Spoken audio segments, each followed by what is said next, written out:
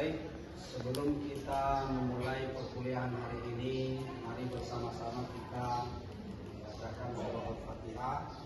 Mudah-mudahan apa yang kita pelajari hari ini mendapat ilmu dan juga keberkahan dari Allah Subhanahu wa taala. La hadiniyah Al-Fatihah.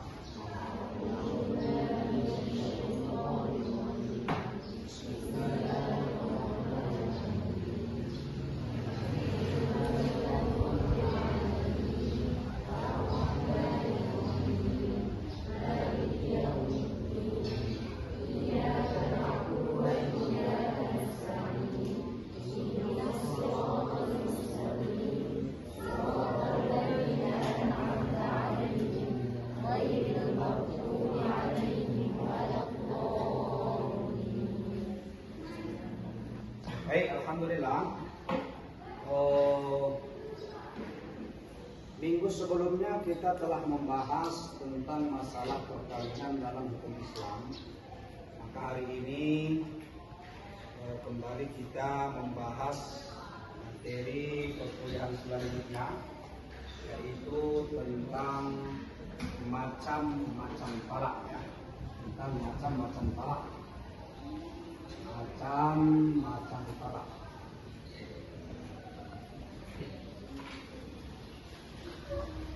Baik, ya.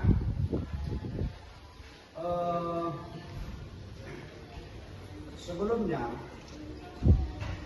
bahwa dalam kehidupan ini tentu manusia itu diciptakan oleh Allah Subhanahu wa taala dalam keadaan berpasang-pasangan.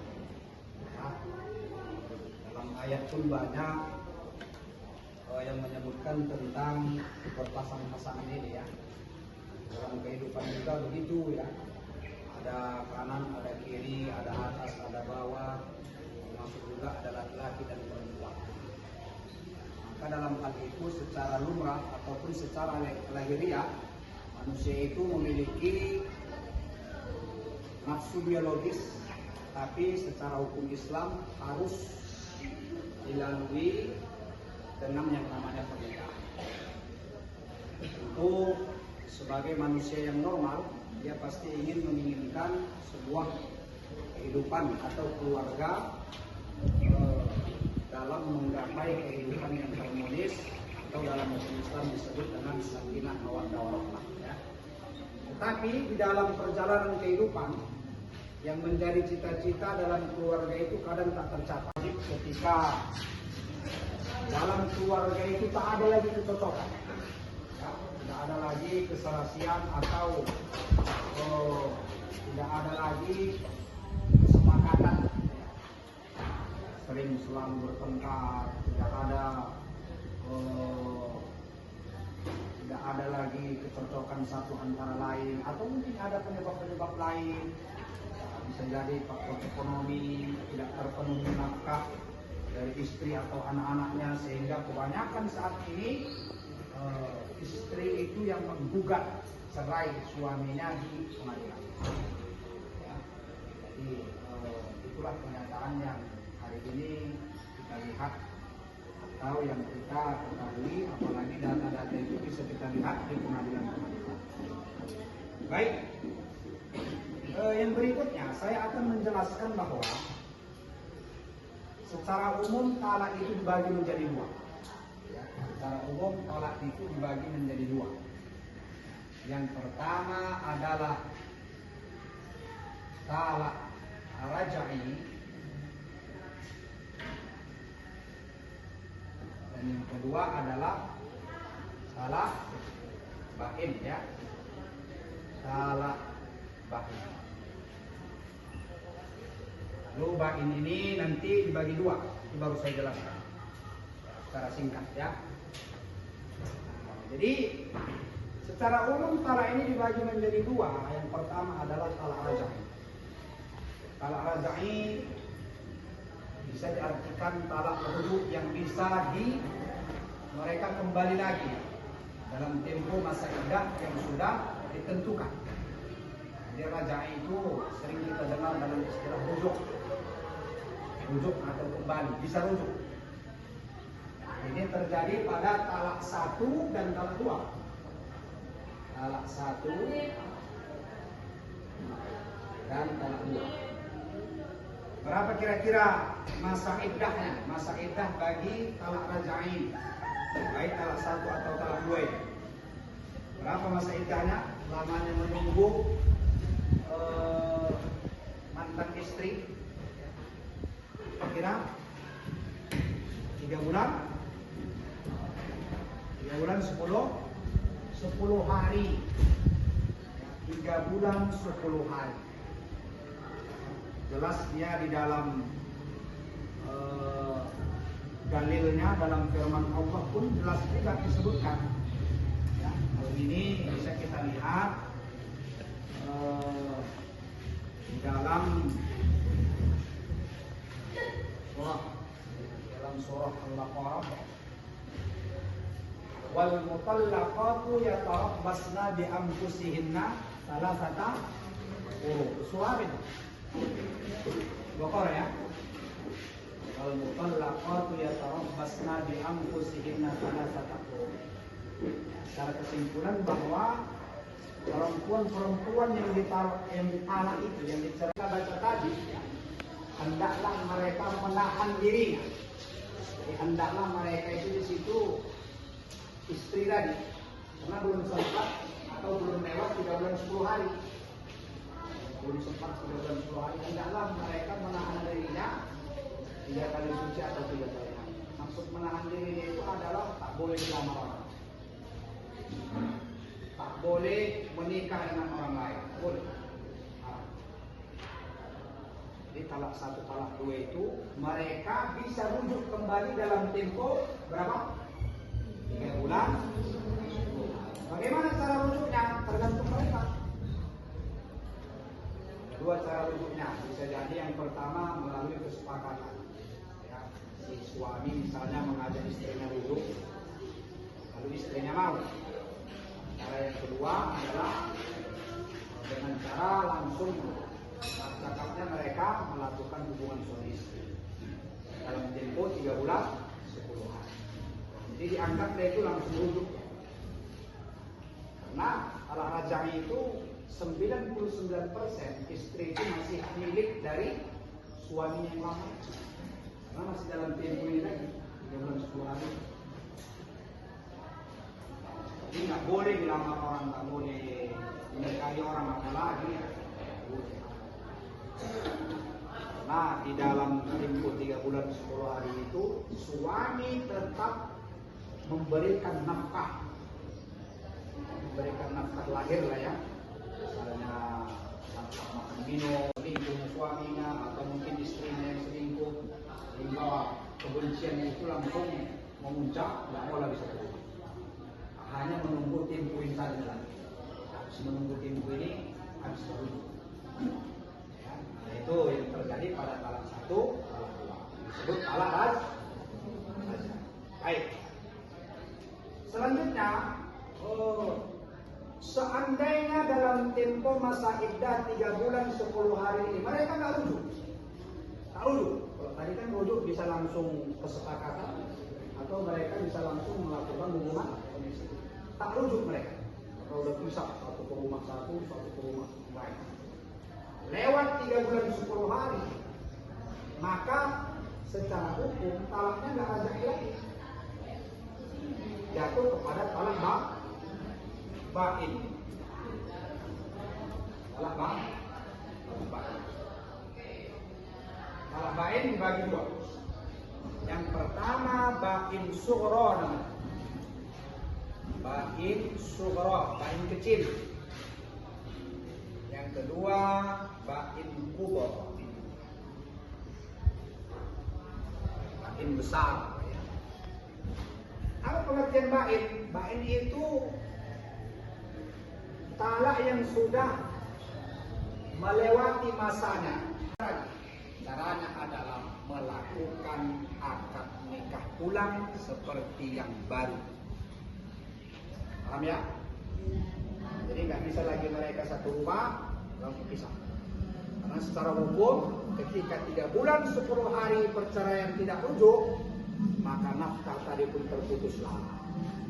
Ya, kan ketika 3 bulan 10 hari kan istri itu masih diberi nafkah, makannya, tempat tinggal, belanja dan sebagainya. Tapi ketika 3 bulan 11 hari sudah putus, mereka tak boleh lagi satu rumah. Mereka sudah dianggap orang lain. Boleh.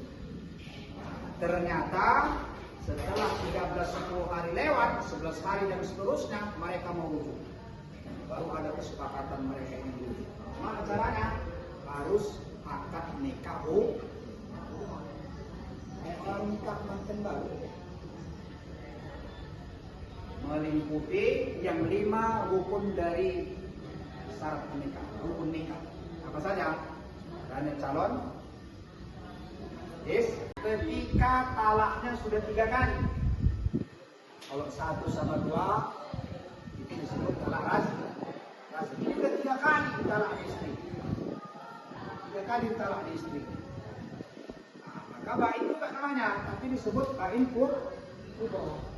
Kalau bain sughra tadi harus nikah ulang, ya, seperti yang baru. Kalau talak bain kubro itu baru mereka rujuk. Lalu dari talakan istrinya tahun pertama 1 kali talaknya, habis itu rujuk lagi mereka. Kan?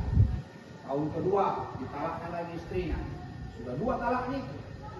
Jadi talak pertama itu tidak terhapus ketika dia rujuk lagi. Misalnya talak 1, habis itu mereka rujuk.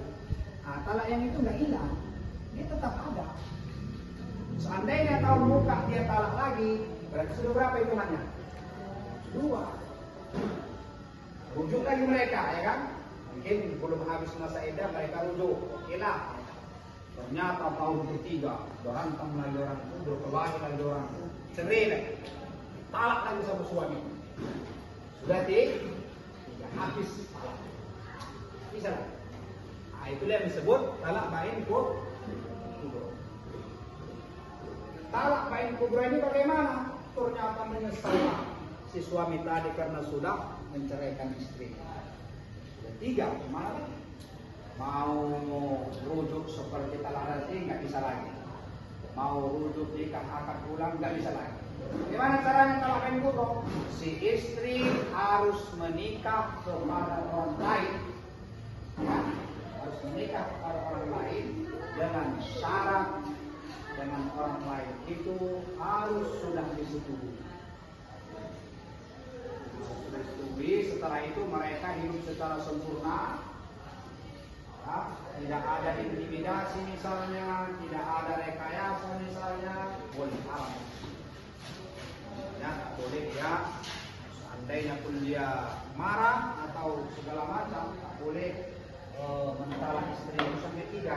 Kenapa? Karena memang ketika mereka ingin rujuk kembali, bisa lagi seperti para raja ini. Ala begitu saja misalnya tanpa ada setelah akibatnya dari anak ya. Jadi secara umum 2 itu tadi ya, macam-macam talak. Pertama talak raj'i dan yang kedua adalah talak bain. Lalu talak bain itu dibagi menjadi 2. Ada bain sughra dan ada bain kubro. Oke, baik, sampai di sini mungkin ada yang belum dimengerti atau ada yang mau dipertanyakan, silakan. Pada anak-anak kami mungkin yang laki-laki atau yang perempuan, atau mungkin 1 dari laki-laki atau 1 perempuan. Silakan siapkan pertanyaan. Silakan ada? Silakan.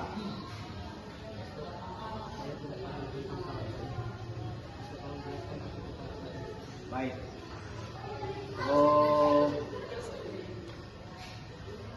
Sini pertanyaan ada tentang talak lain yang baru kita jelaskan. Mungkin belum terlalu jelas tadi ya. Bahwa ada talak lain itu apa? Jadi sekali lagi saya terangkan bahwa talak lain itu adalah talak bain yang sudah melewati. Yang terakhir dari pertemuan kita hari ini setelah kita membahas tentang macam-macam tolak dan seterusnya, bahwa dalam menyangkut tentang moderasi tentang keagamaan, bahwa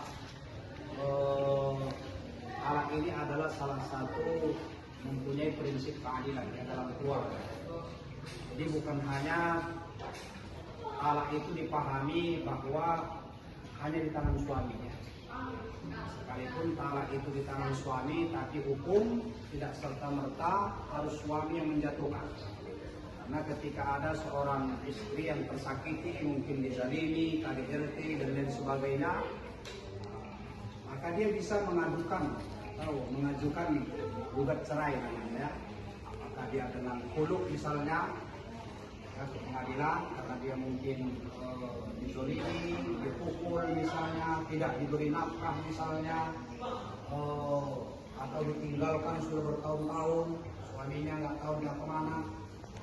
Maka sekalipun talak itu di tangan suami, bukan berarti dia tidak bisa mengajukan gugat cerai. Dia bisa mengadukan hal itu ke pengadilan. Selanjutnya hakim akan meminta saksi-saksi dan bukti-bukti bahwasanya memang seorang istri itu telah ditelantarkan misalnya, atau terkena KDRT misalnya. Maka di situ si istri bisa diberikan hak, diberikan keadilan juga. Apalagi misalnya suami itu murtad, keluar dari agama Islam,